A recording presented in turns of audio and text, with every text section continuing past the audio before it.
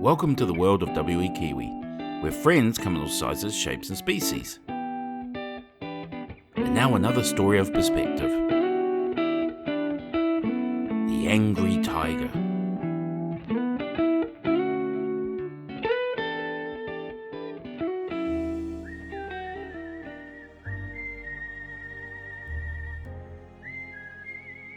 A large truck crawled by the house of W.E.Kiwi. It stopped 2 doors down, and a tiger slumped out. With his shoulders sagging and his head bowed, he unpacked into his new house. He sighed with every box and every piece of furniture he took into the home.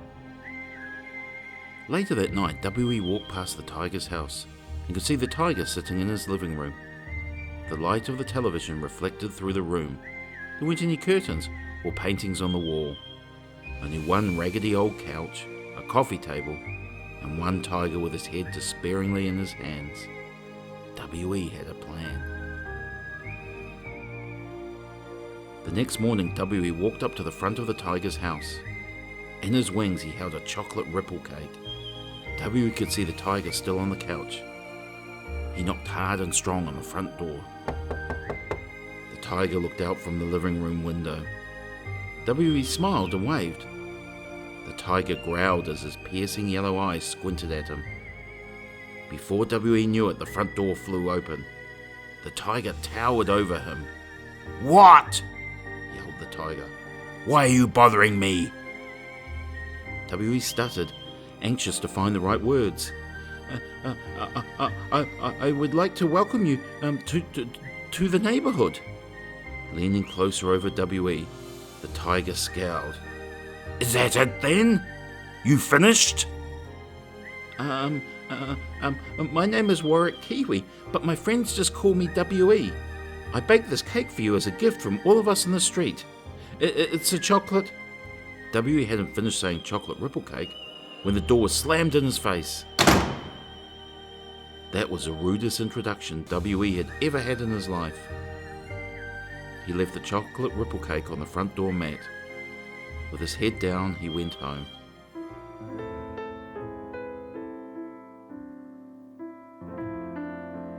The moon was high in the sky that night as W.E. jogged through the park. Sweat ran down his brow onto his beak, then onto the path. Out of the corner of his eye, he saw the angry tiger sitting on the bench alone. One paw rested on his chin as he stared at W.E.'s chocolate ripple cake in his other paw. Tears fell from his eyes onto the cake. Slowly walking over to the angry tiger, W.E. wiped his brow and took in a deep breath. Hello there. Cake always tastes better in the park, doesn't it?"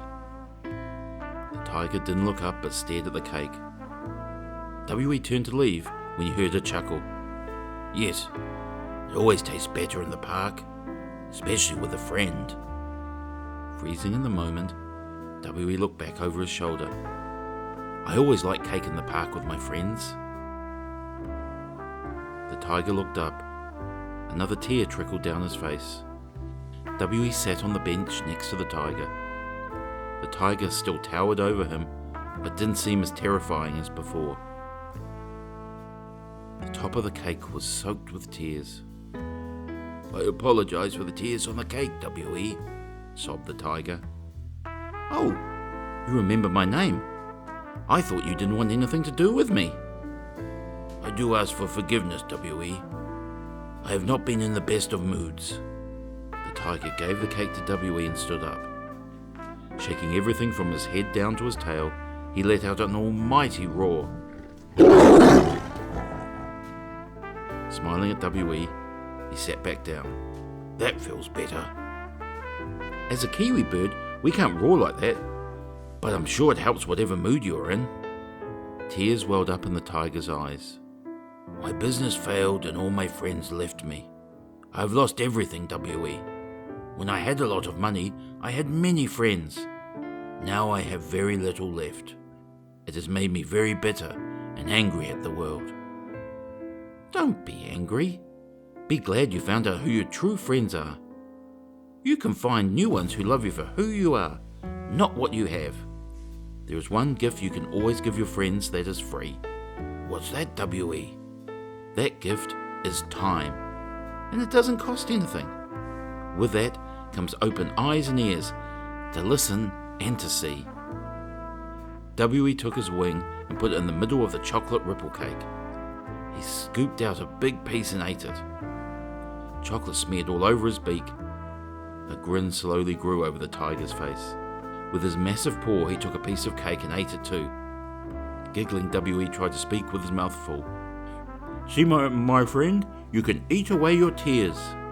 They both sat eating cake and staring at the stars. The tiger stood up and offered his paw to W.E. I'm sorry at being angry at you. My name is Nathaniel. I think we should walk home together. W.E. shook Nathaniel's paw hard with his wing, and in doing so, chocolate cake oozed out onto the ground. Nathaniel followed W.E. home, chatting through the park.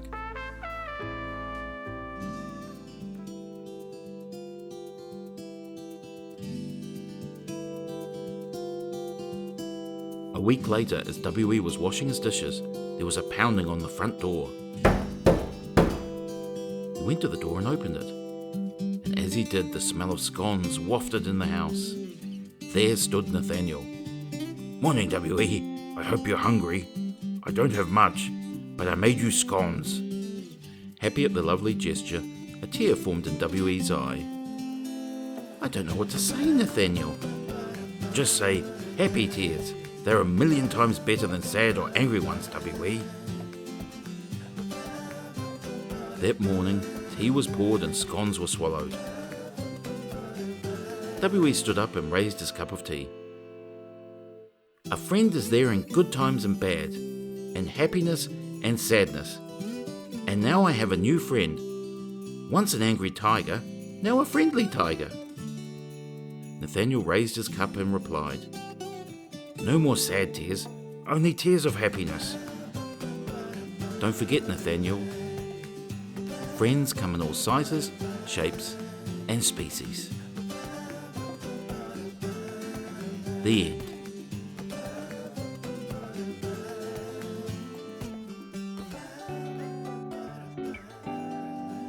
Don't forget to stay tuned for more adventures with W.E.Kiwi.